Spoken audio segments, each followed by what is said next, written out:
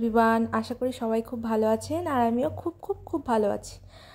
অনেক অনেক ভালোবাসা জানিয়ে আজকে একটা নতুন ভিডিও আপনাদের সাথে শেয়ার করছি। আজকে আমি একটা চাটপাটা রেসিপি শেয়ার করব, সেটা হলো ছোলা আর আলু ভাজা। তো সেই রেসিপিটাই আপনাদের সাথে শেয়ার করছি।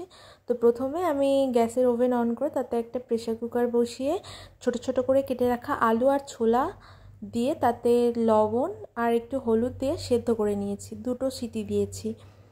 তারপর একটা কড়াই বসিয়ে কড়াইতে তেল দিয়ে তেলটাকে ভালোভাবে গরম করে তাতে 4টে শুকনো লঙ্কা আর একটা বড় সাইজের পেঁয়াজ ভালোভাবে ভাজা ভাজা করে নিয়েছি।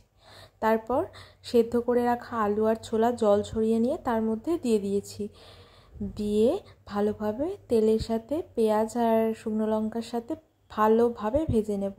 আর দেখুন ভাজা ভাজাও হয়ে এসেছে, আমি নামিয়ে নিয়েছি। আর দেখতে কতটা সুন্দর হয়েছে, এই যে এখনও ধোয়া উঠছে আর কি ভালো লাগছে। এই যে এই রান্নাটার একটা মাত্রই ট্রিক, এই শুকনো লঙ্কাটা এর স্বাদটা অনেকটা বাড়িয়ে দেয়। তো এটা আপনারা সন্ধ্যের টিফিনে বা সকালের টিফিনে এটাকে মুড়ির সাথে বা রুটির সাথে খাওয়া যেতেই পারে। তো এই ভিডিওটা এই পর্যন্তই।